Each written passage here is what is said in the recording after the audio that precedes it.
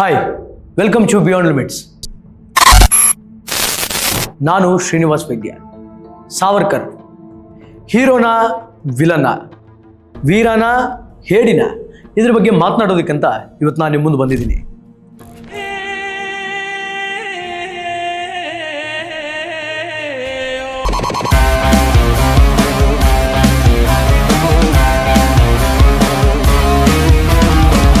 In fact Savarkar ಬಗ್ಗೆ ಮೀಡಿಯಾದಲ್ಲಿ, social ಮೀಡಿಯಾದಲ್ಲಿ ಆಗಾಗ ಚರ್ಚೆ ಆಗ್ತಾನೆ ಇರುತ್ತೆ. ಸಾವರ್ಕರ್ ಅಪ್ರತಿಮ ವೀರ, ಸಾವರ್ಕರ್ ಅಂತಹ ಸ್ವಾತಂತ್ರ್ಯ ಹೋರಾಟಗಾರರು ಮತ್ತೊಬ್ಬರೇ ಇಲ್ಲ, ಸಾವರ್ಕರ್ ಪಟ್ಟಂತಹ ಕಷ್ಟಗಳನ್ನ ಇನ್ಯಾರೂ ಪಡಲಿಲ್ಲ ಅಂತ ಹೇಳಿ ಸಾವರ್ಕರ್ ಅವರನ್ನ ಮತ್ತು ಅವರ ಹಿಂದುತ್ವದ ಸಿದ್ಧಾಂತವನ್ನ ಪ್ರತಿಪಾದನೆ ಮಾಡಿಕೊಳ್ಳುವಂತಹ ಪಂಗಡ ಒಂದು ಕಡೆಯಲ್ಲಿದ್ರೆ, ಸಾವರ್ಕರ್ ರಣಹೇಡಿ, ಸಾವರ್ಕರ್ ಬ್ರಿಟಿಷರ ಬೂಟು ನೆಕ್ಕಿದ ನಾಯಿ ಅಂತ ಹೇಳಿ ಸಾವರ್ಕರ್ ಅವರನ್ನ ಅಪಮಾನ ಮಾಡುವಂತಹ ಮತ್ತೊಂದು ಪಂಗಡವನ್ನ ನಾವು ನೋಡ್ತೀವಿ.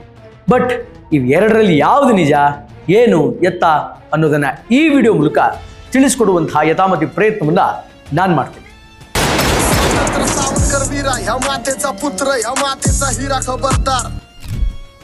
ಸಾವರ್ಕರ್ ಅವರನ್ನ ವೀರ, ಧೀರ, ಶೂರ ಅಂತ ಕರೀಲಿಕ್ಕೆ ಅನೇಕ ಕಾರಣಗಳಿದೆ.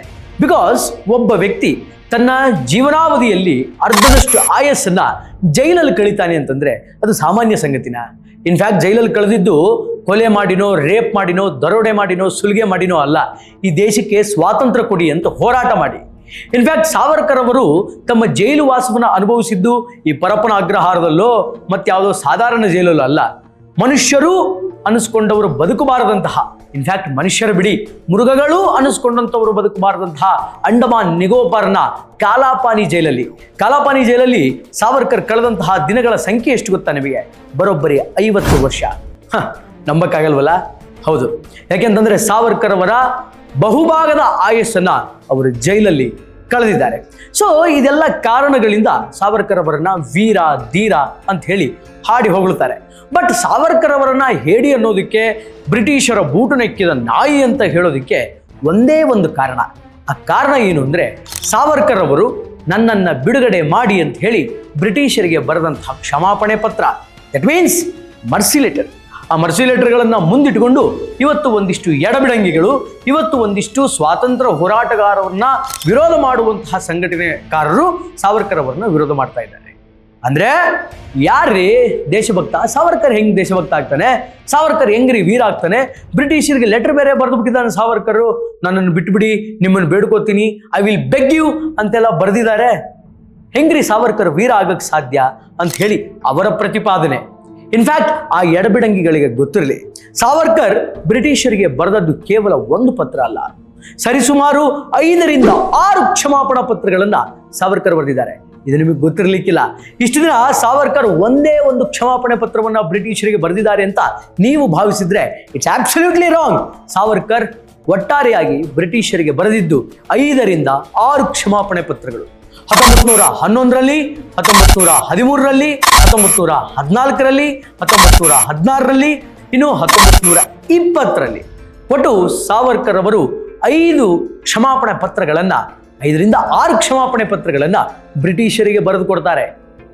ಇನ್ಫ್ಯಾಕ್ಟ್ ಆ ಕ್ಷಮಾಪಣಾ ಪತ್ರವನ್ನ ನೋಡಿದಂತಹ ಬ್ರಿಟಿಷಿನ ಮೇಲ್ ಅಧಿಕಾರಿಗಳು ಒಂದ್ಸಲ ಸಾವರ್ಕರ್ ಜೊತೆ ಕನ್ವರ್ಸೇಷನ್ ಮಾಡೋಣ, ಒಂದ್ಸಲ we have to interact with them, ಆತನ ಜೊತೆ ಒಂದ್ಸಲ ಮಾತಾಡ್ಕೊಳ್ಳೋಣ, ಆತನ ಉದ್ದೇಶ ಏನು ಅಂತ ತಿಳ್ಕೊಳ್ಳೋಣ ಅನ್ನುವಂತಹ ನಿಟ್ಟಿನಿಂದ ಒಬ್ಬ ಬ್ರಿಟಿಷ್ ಅಧಿಕಾರಿ ಸಾವರ್ಕರ್ ಇರುವಂತಹ ಅಂಡಮಾನ್ ನಿಕೋಬಾರ್ ಸೆಲ್ಯುಲಾರ್ ಜೈಲಿಗೆ ಬರ್ತಾರೆ.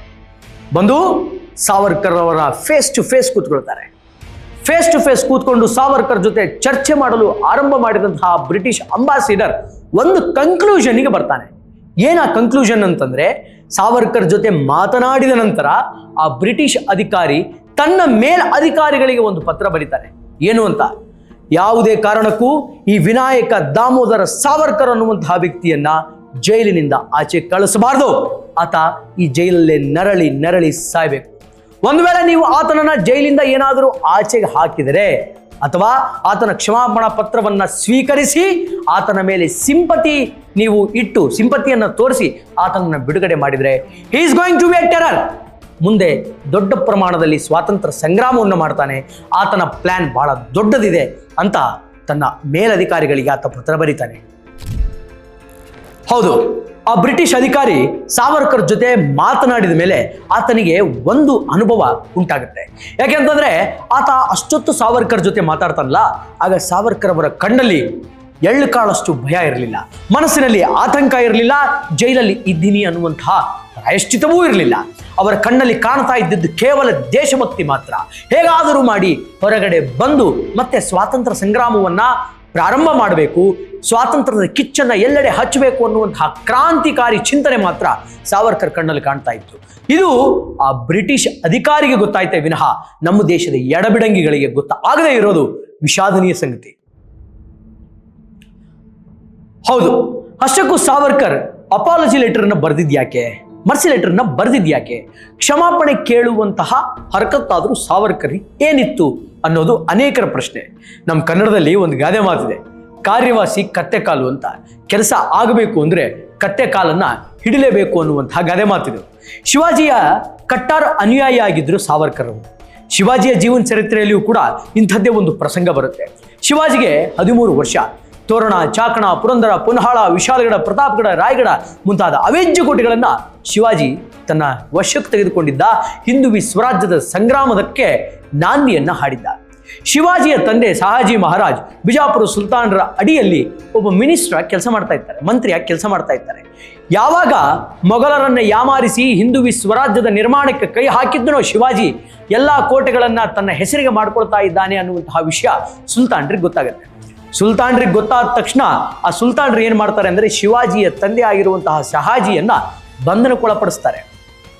ಯಾಕೆ ಬಂಧನಕ್ಕೊಳಪಡಿಸ್ತಾರೆ ಅಂತಂದ್ರೆ, ತಮ್ಮ ಅಧೀನದಲ್ಲಿರುವಂತಹ ಪ್ರಾಂತ್ಯಗಳಲ್ಲಿ ಒಬ್ಬ 13 ವರ್ಷದ ಹಿಂದೂ ಹುಡುಗ, ಶಿವಾಜಿ ಅನ್ನುವಂತಹ ಹುಡುಗ ಕೋಟೆಗಳನ್ನ ಗೆಲ್ತಾ ಇದ್ದಾನೆ ಅನ್ನುವಂತಹ ವಿಷಯ ಮೇಲೆ ದೆಹಲಿಯಲ್ಲಿ ಕುಳಿತಂತಹ ಮೊಘಲರಿಗೆ ಗೊತ್ತಾದರೆ ಮೊಘಲರೆಲ್ಲ ಏನು ಮಾಡಬೇಡ, ಸುಲ್ತಾನರ ಗತಿ ಏನಾಗಬೇಡ ಅಂತ. ಯಾಕೆಂತಂದ್ರೆ ಅವತ್ತಿನ ಕಾಲದಲ್ಲಿ ಈ ಸುಲ್ತಾನರು ಏನಿದ್ರಲ್ಲ, ಇವರೆಲ್ಲರೂ ಕೂಡ ಮೊಘಲರ ಸಾಮಂತರಾಗಿದ್ರು, ಅಂದ್ರೆ ಮೊಘಲರ ಅಂಡರಲ್ಲಿ ಕೆಲಸ ಮಾಡ್ತಾ ಇದ್ರು. ನೋಡಿ, ಶಿವಾಜಿಯ ತಂದೆಯನ್ನ ಅರೆಸ್ಟ್ ಮಾಡಿದ್ದಾರೆ. ಶಿವಾಜಿಗೆ ಕೇವಲ 13 ವರ್ಷ, ಓನ್ಲಿ 13. ಪಾಪ ಶಿವಾಜಿ ಏನು ಮಾಡಬೇಕು? ನಿಜಾಮನ ಕಡೆಯವರೆಲ್ಲ ಶಿವಾಜಿಗೆ ಒಂದು ಮಾತು ಹೇಳಿ ಕಳಿಸ್ತಾರೆ, ಅಪ್ಪ ಬೇಕೋ ಕೋಟೆ ಬೇಕೋ. ಅಪ್ಪ ಬೇಕು ಅಂದರೆ ಕೋಟೆಗಳನ್ನು ಬಿಟ್ಕೊಡು, ಅಂದರೆ ನೀನು ಹಿಂದುವಿ ಸ್ವರಾಜ್ಯಕ್ಕೆ ಯಾವ್ಯಾವ ಕೋಟೆಗಳನ್ನು ಗೆದ್ಕೊಂಡಿದೆಯಲ್ಲ ಆ ಎಲ್ಲ ಕೋಟೆಗಳನ್ನು ನಮಗೂ ಒಪ್ಪಿಸಬೇಕು ಅನ್ನುವಂತಹ ಮಾತನ್ನ ಇದೇ ಸುಲ್ತಾನರು ಹೇಳ್ತಾರೆ. ಶಿವಾಜಿಗೆ ಚಿಂತೆ ಪ್ರಾರಂಭ ಆಗುತ್ತೆ. ಈ ಕಡೆ ತಂದೆನ ಬಿಟ್ಕೊಡುವಂಗಿಲ್ಲ, ಈ ಕಡೆ ಹಿಂದೂ ಸ್ವರಾಜ್ಯವನ್ನು ಬಿಟ್ಕೊಡುವಂತಿಲ್ಲ. ಈಗ ತಾನೇ ಕೈ ಹಾಕಿದ್ದೀನಿ ಸ್ವರಾಜ್ಯಕ್ಕೆ, ಈಗ ಹೆಂಗೆ ನಾನು ನನ್ನ ತಂದೆಗೋಸ್ಕರ ಕೋಟೆ ಬಿಟ್ಕೊಡ್ಲಿ? ಆಗ ಶಿವಾಜಿ ಮಾಡಿದಂತಹ ಮಾಸ್ಟರ್ ಪ್ಲಾನ್ ಏನು ಗೊತ್ತಾ? ಒಂದು ಲೆಟರನ್ನು ಬರೀತಾನೆ. From Chhatrapati Shivaji Maharaj to address. ಯಾರಿಗೆ ಬರೀತಾನೆ ಅಂತಂದ್ರೆ, ಟು ಅಡ್ರೆಸ್ ದೆಹಲಿಯಲ್ಲಿರುವಂತಹ ಮೊಘಲರಿಗೆ ಬರೀತಾನೆ, ಸುಲ್ತಾನರಿಗೆಲ್ಲ, ಮೊಘಲರಿಗೆ. ಏನಂತ? ಮೊಘಲ್ ರಾಜರಿಗೆ ಈ ನಿಮ್ಮ ವಿನಮ್ರ ಸೇವಕ ಶಿವಾಜಿ ಮಾಡುವ ನಮಸ್ಕಾರಗಳು. ಜಹಾಪನ, ಇಷ್ಟರಲ್ಲಿಯೇ ನಾನು ಈ ಏನೇನು ಕೋಟೆಗಳನ್ನು ಗೆದ್ದಿದ್ದೆ ಅದನ್ನೆಲ್ಲ ತಂದು ನಿಮ್ಮ ಪಾದದ ಅಡಿಯಲ್ಲಿ ಹಾಕಬೇಕು ಅಂತ ಅನ್ಕೊಂಡಿದ್ದೆ. ಆದರೆ ಅಷ್ಟರಲ್ಲಿಯೇ ಈ ಬಿಜಾಪುರದ ಸುಲ್ತಾನರು ನಮ್ಮ ತಂದೆನ ಅರೆಸ್ಟ್ ಮಾಡಿಬಿಟ್ಟಿದ್ದಾರೆ, ಅಂದರೆ ನಮ್ಮ ತಂದೆನ ಬಂಧನಕ್ಕೊಳ ಮಾಡಿದ್ದಾರೆ ಅಂತ ಹೇಳಿ ಆ ಕಡೆ ಈ ಕಡೆ ಮಸ್ಕಾ ಹೊಡೆದಂಗೆ ಮಾಡಿ ಒಂದು ಲೆಟರ್ ಬರೀತಾನೆ. ಅಂದರೆ ಶಿವಾಜಿ ಮೊಘಲರಿಗೆ ಬಗ್ಗಿದ್ರು ಅಂತ ಅರ್ಥನ? No, never. ಬಗ್ಗುವಂತಹ ರೀತಿಯಲ್ಲಿ, ಅಂದರೆ ನಾನು ನಿಮ್ಮ ವಿನಮ್ರ ಸೇವಕ ಅಂತ ಹೇಳಿಕೊಂಡು ಆ ಲೆಟರ್ನ ಬರೀತಾರೆ. ನಾನು ಆಗಲೇ ಹೇಳಿದೆ, ಟು ಅಡ್ರೆಸ್ಸನ್ನು ದೆಹಲಿಯ ಮೊಘಲರಿಗೆ ಹಾಕಿರ್ತಾನೆ. ಆ ಲೆಟರ್ನ ಏನು ಮಾಡ್ತಾನೆ ಶಿವಾಜಿ ಅಂತಂದ್ರೆ, ಅದನ್ನು ಮೊಘಲರಿಗೆ ಕಳಿಸಲ್ಲ, ಆ ಲೆಟರನ್ನ ಬಿಜಾಪುರದ ಸುಲ್ತಾನರಿಗೆ ಕಳಿಸ್ತಾರೆ. ಈ ಮೇಲ್ ಮಾಡಬೇಕಾದ್ರೆ ನಾವು CC ಅಂತ ಹಾಕ್ತೀವಲ್ಲ, ಅಂದರೆ ಟು ಅಡ್ರೆಸ್ ಬೇರೆಯವರಿಗೆ ಹಾಕಿ CC ಒಂದು ಕಾಪಿಯನ್ನು ಮೊಘಲರಿಗೆ ಕಳಿಸೋ ಬದಲು ಅದನ್ನು ಏನು ಮಾಡ್ತಾನೆ ಅಂದರೆ, ಮೇನ್ ಲೆಟರ್ನ ಮೊಘಲರಿಗೆ ಕಳಿಸೋ ಬದಲು ಅದರ ಕಾಪಿಯನ್ನು ಸುಲ್ತಾನರಿಗೆ ಕಳಿಸ್ತಾರೆ. ಆ ಸುಲ್ತಾನರು ಆ ಲೆಟರ್ ನೋಡಿ ಗಾಬರಿಯಾಗಿ, ಏನಪ್ಪ ಈ 13 ವರ್ಷದ ಹುಡುಗ ಆ ಮೊಘಲರನ್ನೇ ನಮ್ಮ ವಿರುದ್ಧ ತಿರುಗಿಸ್ಬಿಡ್ತಿದ್ನಲ್ಲ ಅಂತ ಹೇಳಿ ಹೆದರ್ಕೊಂಡು, ಅಂದರೆ ಮೊಘಲರಿಗೆ ಹೆದರ್ಕೊಂಡು ತಂದೆಯನ್ನು ಬಿಡುಗಡೆ ಮಾಡಿ ಕಳಿಸ್ಬಿಡ್ತಾರೆ. ಹಾಗಂತೇಳಿ ಶಿವಾಜಿಯನ್ನು ಹೇಳಿ ಅಂತ ಕರಿತೀರಾ? ಸಾಧ್ಯ ಇಲ್ಲ. This is the strategy.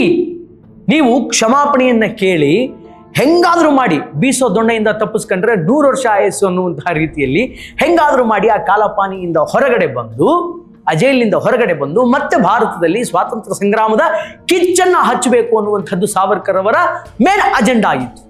ಆ ಅಜೆಂಡಕ್ಕೋಸ್ಕರ ಸಾವರ್ಕರ್ ಅವರು ಕ್ಷಮಾಪಣಾ ಪತ್ರವನ್ನು ಬರೆದರು. ಸರಿ, ಸಾವರ್ಕರ್ ಕ್ಷಮಾಪಣಾ ಪತ್ರ ಬರೆದ ಮೇಲೆ ಅವ್ರನ್ನ ಬಿಡುಗಡೆ ಮಾಡಿದ್ರ? ಮಾಡಲಿಲ್ಲ.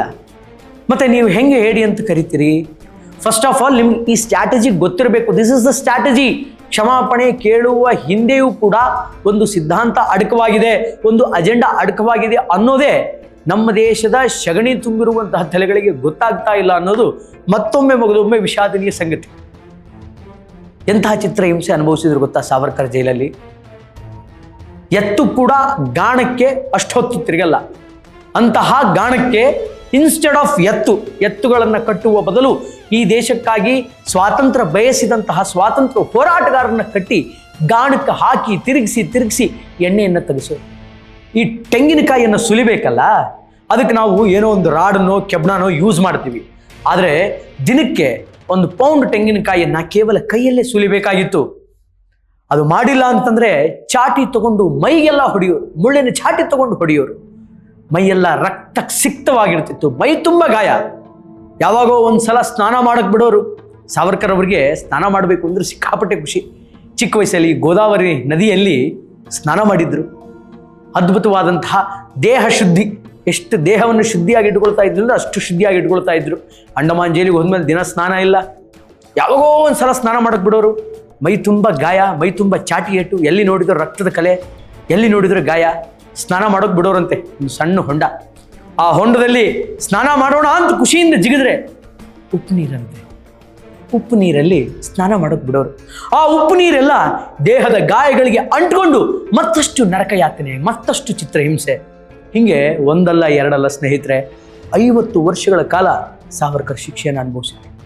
ಇದು ಈ ದೇಶದ ಇವತ್ತಿನ ಎಡಬಿಡಂಗಿಗಳಿಗೆ ಗೊತ್ತಿಲ್ಲ. ಮಾತೆತ್ತಿದ್ರೆ ಸಾವರ್ಕರ್ ಹೇಡಿ ಅಂತಾರೆ, ಮಾತೆತ್ತಿದ್ರೆ ಸಾವರ್ಕರ್ ಬ್ರಿಟಿಷರ ಬೂಟು ನೆಕ್ಕಿದ ನಾಯಿ ಅಂತ ಹೇಳಿ ಅವರನ್ನ ಸ್ವಾತಂತ್ರ್ಯ ಹೋರಾಟಗಾರರು ಅನ್ನುವಂತಹ ವಿಷಯವನ್ನು ಮರೆತು ಅವಮಾನ ಮಾಡ್ತಾರೆ. ಇದು ಈ ದೇಶದ ಒಂದು ಕೆಟ್ಟ ಪರಿಸ್ಥಿತಿ ಅಂತ ಹೇಳ್ಬೋದು. ಅದರ ಜೊತೆಗೆ ಸಾವರ್ಕರ್ ಇಷ್ಟೆಲ್ಲ ಹೋರಾಟ ಮಾಡಿದ ಮೇಲೆ ಕಡೆಗೊಂದು ದಿನ ಅವರನ್ನು ಬಿಡುಗಡೆ ಮಾಡ್ತಾರೆ. ಬಿಡುಗಡೆ ಮಾಡಿ ಸ್ವಾತಂತ್ರ್ಯ ಸಂಗ್ರಾಮದಿಂದ ಬೇಸತ್ತಂತಹ ಈ ವ್ಯಕ್ತಿ ತನ್ನ ಪಾಡಿಗೆ ತಾನಿದ್ದಾಗ 1948ರಲ್ಲಿ ಗಾಂಧಿಯ ಹತ್ಯೆ ಆಗುತ್ತೆ. ಗಾಂಧಿಯನ್ನ ಹತ್ಯೆ ಮಾಡಿದಂತಹ ನಾಥೂರಾಮ್ ಗೂಡ್ಸೆ ಅವರಿಗೆ ಸಾವರ್ಕರ್ ಸಹಾಯ ಮಾಡಿದ್ರು ಅನ್ನುವಂತಹ ನೆಪದಿಂದ ಅವರನ್ನು ಕೂಡ ಗಾಂಧಿ ಹತ್ಯೆಯಲ್ಲಿ ಫಿಟ್ ಮಾಡಲಾಗುತ್ತೆ. ಅದಾದ ಮೇಲೆ ಗಾಂಧಿಯ ಹತ್ಯೆಯಲ್ಲಿ ಸಾವರ್ಕರ್ ಅವರ ಪಾತ್ರ ಇಲ್ಲ ಅಂತ ಹೇಳಿ ಬಂದು ಅವತ್ತಿನ ದಿನದಲ್ಲಿ ವಾದ ಮಾಡಿದ್ದು ಡಾಕ್ಟರ್ BR ಅಂಬೇಡ್ಕರ್ ಅಂತ ಇವತ್ತಿಗೂ ಇತಿಹಾಸದ ಕೆಲವು ಪುಟಗಳು ಹೇಳ್ತಕ್ಕಂಥದ್ದಾಗುತ್ತೆ. ಗಾಂಧಿ ಹತ್ಯೆಯಲ್ಲಿ ಸಾವರ್ಕರ್ ಪಾತ್ರ ಇಲ್ಲ ಅಂತ ಪ್ರೂವ್ ಮಾಡಿಕೊಂಡು ಆ ಕೇಸ್ನಲ್ಲಿ ನಿರಪರಾಧಿ ಅನ್ನುವಂತಹ ಪಟ್ಟದ ಟ್ಯಾಗ್ಲೈನ್ ಅನ್ನು ಹೊತ್ತುಕೊಂಡು ಸಾವರ್ಕರ್ ಜೈಲಿನಿಂದ ಆಚೆ ಬರೋಷ್ಟರಲ್ಲಿ ಎಲ್ಲದರ ಮೇಲೆ ಇಂಟ್ರೆಸ್ಟ್ ಕಳ್ಕೊಂಡ್ಬಿಟ್ಟಿದ್ರು. ಅದಾದ ಮೇಲೆ ನಿರಂತರವಾಗಿ ಉಪವಾಸವನ್ನು ಮಾಡ್ತಾ ಆತ್ಮಹತ್ಯಾ ನಹಿ ಆತ್ಮಾರ್ಪಣ್ ಅನ್ನುವಂತಹ ಒಂದು ಪುಸ್ತಕವನ್ನು ಬರೆಯುವುದರ ಜೊತೆಗೆ ದೇಹತ್ಯಾಗವನ್ನು ಮಾಡ್ತಾರೆ ಸಾವರ್ಕರ್. ನಿರಂತರವಾಗಿ ದೇಶಕ್ಕೋಸ್ಕರ, ಧರ್ಮಕ್ಕೋಸ್ಕರ ತಮ್ಮನ್ನು ತಾವು ಮುಡಿಪಾಗಿಟ್ಕೊಂಡಂತಹ ಮಹನೀಯ ವಿನಾಯಕ ದಾಮೋದರ ಸಾವರ್ಕರ್. ಅಂತಹ ಸಾವರ್ಕರ್ ಅವರಿಗೆ ಇವತ್ತು ನಾವು ಎಷ್ಟು ಗೌರವ ಕೊಡ್ತಾ ಇದ್ದೀವಿ, ಎಷ್ಟು ಅವರನ್ನು ನೆನೆಸ್ಕೊಳ್ತಾ ಇದ್ದೀವಿ. ಇನ್ಫ್ಯಾಕ್ಟ್ ಸಾವರ್ಕರ್ ಬ್ರಿಟಿಷ್ ಅಧಿಕಾರಿಗಳನ್ನ ನಡೆಸಿಕೊಂಡಂತಹ ರೀತಿ ಇದೆಯಲ್ಲ, ಅದು ಅದ್ಭುತ, ಅದು ಅಮೋಘ. ಯಾಕೆಂತಂದ್ರೆ ಅಷ್ಟೆಲ್ಲ ಚಿತ್ರಹಿಂಸೆ ಕೊಟ್ಟರು ಕೂಡ ಯಾವತ್ತಿಗೂ ಬ್ರಿಟಿಷ್ ಅಧಿಕಾರಿಗಳಿಗೆ ಸೆಲ್ಯುಲಾರ್ ಜೈಲಲ್ಲಿ ಅವರು ಹೆದರಿಲ್ಲ.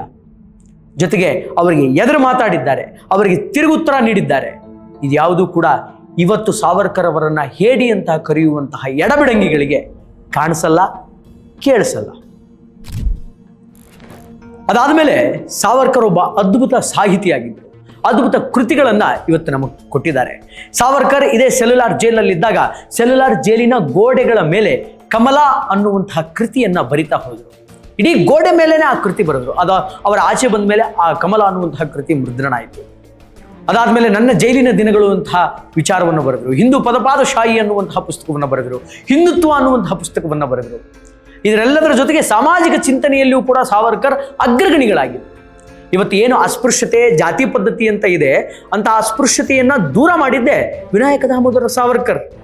ಮೇಲ್ಜಾತಿಯವರು ಕೆಳಜಾತಿಯವರನ್ನ ಮುಟ್ಟಿಸ್ಕೊಳ್ಳಲ್ಲ, ಕೆಳಜಾತಿಯವರನ್ನ ದೇವಸ್ಥಾನಕ್ಕೆ ಕರ್ಕೊಳ್ಳಲ್ಲ ಅಂತ ಗೊತ್ತಾದಂತಹ ದಿನಗಳಲ್ಲಿ ಸಾವರ್ಕರ್ ಅವರು ಪತಿತ ಪಾವನ ಮಂದಿರ ಅನ್ನುವಂತಹ ಒಂದು ದೇವಸ್ಥಾನವನ್ನು ತೆರೆದು ಅಲ್ಲಿ ಕೆಳಜಾತಿಯ ಜನರಿಗೆ ಪೂಜಾ ಪದ್ಧತಿಗಳನ್ನು ಕಲಿಸಿ ಅವರ ಜೊತೆ ಸಮಭೋಜನವನ್ನು ಮಾಡಿದಂತಹ ಮೇರು ವ್ಯಕ್ತಿತ್ವ ಸಾವರ್ಕರ್. ಇಂತಹ ಪಾಸಿಟಿವ್ ಪಾಯಿಂಟ್ಸ್ಗಳನ್ನೆಲ್ಲ ಬಿಟ್ಟುಬಿಟ್ಟು ನೀವು ಸಾವರ್ಕರ್ ಒಬ್ಬ ಹೇಳಿ, ಸಾವರ್ಕರ್ ಬೂಟ್ ನೆಕ್ಕಿದ, ಅದು ಮಾಡ್ದ, ಇದು ಮಾಡ್ತಾರ ಅಂತ ಹೇಳ್ತಿರಲ್ಲ, ನಾಚಿಕೆ ಆಗಬೇಕು. ಅದಾದಮೇಲೆ ರೀಸೆಂಟ್ ಅಂದರೆ ಇಂದಿರಾ ಗಾಂಧಿ ಪ್ರಧಾನಮಂತ್ರಿ ಆದಾಗ ಇವತ್ತು ಏನು ನಾವೆಲ್ಲ ವೀರ ಸಾವರ್ಕರ್ ಅಂತ ಕರಿತೀವಿ, ಆ ವೀರ ಅನ್ನುವಂತಹ ಟ್ಯಾಗ್ಲೈನನ್ನು ಕೊಟ್ಟಿದ್ದು ಇದೇ ನಮ್ಮ ಭಾರತ ದೇಶದ ಕಾಂಗ್ರೆಸ್ ಪಕ್ಷದ ಮಾಜಿ ಪ್ರಧಾನಿಗಳಾಗಿರುವಂತಹ Shrimati Indira Gandhi, the iron lady of India. Indira ಗಾಂಧಿಯವರೇ ವೀರ ಅನ್ನುವಂತಹ ಟ್ಯಾಗ್ಲೈನನ್ನು ಕೊಟ್ಟಿದ್ದು. ಅದಾದಮೇಲೆ ಸೆಂಟ್ರಲ್ ಗೌರ್ಮೆಂಟಿನ ಅಡಿಯಲ್ಲಿ ಬರುವಂತಹ ಪೋಸ್ಟ್ ಆಫೀಸಿನ ಸ್ಟ್ಯಾಂಪ್ಗಳಲ್ಲಿ ಸಾವರ್ಕರ್ ಅವರ ಚಿತ್ರವನ್ನು ಮುದ್ರಿಸಿದ್ರು. ಈಗ ಏನು ಹೇಳ್ತೀರಿ? ಆದ್ದರಿಂದ ಯಾರನ್ನೂ ದೂರುವಾಗ ಅಥವಾ ಯಾರನ್ನ ಬಗ್ಗೆ ನಾವು ಒಂದು ಕೆಟ್ಟ ಮಾತನಾಡುವಾಗ ಒಮ್ಮೆ ಅವರ ಇತಿಹಾಸ, ದೇಶಕ್ಕಾಗಿ ಅವರ ಕೊಡುಗೆ ಅದನ್ನೊಂದು ಸ್ವಲ್ಪ ನೆನೆಸ್ಕೊಳ್ಳಿ. ಗೊತ್ತಿಲ್ಲ ಅಂದರೆ ಅದನ್ನು ತಿಳ್ಕೊಳ್ಳಿ, ತಪ್ಪೇನಿಲ್ಲ. ಸುಮ್ಮನೆ ಯಾವನೋ ಒಬ್ಬ ಅಂದ ಅಂತ ಹೇಳಿ ನೀವು ಹಂಗೆ ಅಂದರೆ ಅವನಿಗೂ ನಿಮಗೂ ವ್ಯತ್ಯಾಸ ಇಲ್ಲದಂತ ಆಗ್ಬಿಡುತ್ತೆ. ಸರಿ, ಇದು ಸತ್ಯಾಸತ್ಯತೆಗಳು ಗೊತ್ತಿಲ್ಲದೆ ಇರುವವರು, ಅಂದರೆ ಸಾವರ್ಕರ್ ಯಾಕೆ ಕ್ಷಮಾಪಣೆ ಪತ್ರವನ್ನು ಬರೆದರು ಅನ್ನುವಂತಹ ರೀಸನ್ ಗೊತ್ತಿಲ್ಲದೆ ಇರುವವರು ತಿಳಿದುಕೊಳ್ಳುವಂತಹ ವಿಷಯ. ಒಂದು ವೇಳೆ ಇದಕ್ಕೂ ನೀವು ಕನ್ವಿನ್ಸ್ ಆಗಲಿಲ್ಲ ಅಂತಂದರೆ ನಿಮ್ಮನ್ನು ಆ ಭಗವಂತನೇ ಕಾಪಾಡಬೇಕು. ಎವ್ರಿಥಿಂಗ್ ಬಿಹೈಂಡ್ ಸ್ಟ್ರಾಟಜಿ ರೀ. ಇವತ್ತು ನಾವು ಯಾರಿಗೂ ಸಾರಿನೇ ಕೇಳಲ್ವಾ? ನನಗೆ ಕ್ಷಮಿಸ್ಬಿಡಿ, ನನ್ನಿಂದ ತಪ್ಪಾಯಿತು ಅಂತ ನಾವು ಸೇಫರ್ ಝೋನಲ್ಲಿ ಹೋಗೋದೇ ಇಲ್ವಾ? ಮುಂದೆ ಏನಾಗುತ್ತೆ ಅದರ ಬಗ್ಗೆ ವಿಚಾರಣೆ ಮಾಡಲ್ವಾ? ನಾವು ಮುಂದೆ ಒಂದು ದೊಡ್ಡ ಕೆಲಸ ಮಾಡಬೇಕು ಅಂತಂದಾಗ, ಇವತ್ತು ಅಪಾಯದಲ್ಲಿದ್ದಾಗ ಆ ಅಪಾಯದಿಂದ ಹೆಂಗೆ ಪಾರಾಗಬೇಕು ಅನ್ನೋದನ್ನು ನೋಡ್ಕೊಳ್ಬೇಕು. ಅದು ಜಾಣವಂತನ ಲಕ್ಷಣ. ಅಂತಹ ಜಾಣವಂತಿಕೆಯನ್ನು ಸಾವರ್ಕರ್ ಅವರು ವ್ಯಕ್ತಪಡಿಸಿದರು ಮತ್ತು ತೋರಿಸಿದರು. ನೀವು ಆ ಸ್ಟ್ರಾಟಜಿನ ಅರ್ಥ ಮಾಡ್ಕೊಳ್ಳದೆ ಸಾವರ್ಕರ್ ಬಗ್ಗೆ ಬಾಯಿಗೆ ಬಂದಂಗೆ ಮಾತಾಡ್ತಿರಲ್ಲ, this is not a great move and this is not a good move. ಆದ್ದರಿಂದ ಇತಿಹಾಸದ ವಿಮರ್ಶೆ ಏನಿದೆ, ಇತಿಹಾಸ ಏನು ಹೇಳುತ್ತೆ, ವಾಟ್ ವಾಸ್ ದ ರಿಯಾಲಿಟಿ, ಅದನ್ನು ಅರ್ಥ ಮಾಡ್ಕೊಳ್ಳಿ. ಅರ್ಥ ಮಾಡ್ಕೊಂಡ್ರೆ ಯಾರು ಯಾರನ್ನು ವಿರೋಧಿಸುವಂತಹ ಕೆಲಸ ನಮ್ಮ ದೇಶದಲ್ಲಿ ಆಗಲ್ಲ. ಒಟ್ಟಾರೆಯಾಗಿ ಇದು ಈ ಹೊತ್ತಿನ ವಿಶೇಷ. ನೋಡ್ತಾ ಇರಿ. ನಮ್ಮ ವೀಡಿಯೋಸ್ಗಳು ನಿಮಗೆ ಇಷ್ಟ ಆದರೆ, ನಮ್ಮ ಕಂಟೆಂಟ್ಗಳು ನಿಮಗೆ ಖುಷಿ ಕೊಟ್ಟರೆ ದಯವಿಟ್ಟು ಲೈಕ್ ಮಾಡಿ, ಶೇರ್ ಮಾಡಿ, ಕಾಮೆಂಟ್ ಮಾಡಿ, ನಮ್ಮ ಚಾನಲನ್ನು ಸಬ್ಸ್ಕ್ರೈಬ್ ಮಾಡಿ. ಮತ್ತು ಮುಂದೆ ಮತ್ತೊಂದು ಟಾಪಿಕ್ ಜೊತೆ ನಿಮ್ಮ ಮುಂದೆ ಬರ್ತೀನಿ. ನಮಸ್ಕಾರ.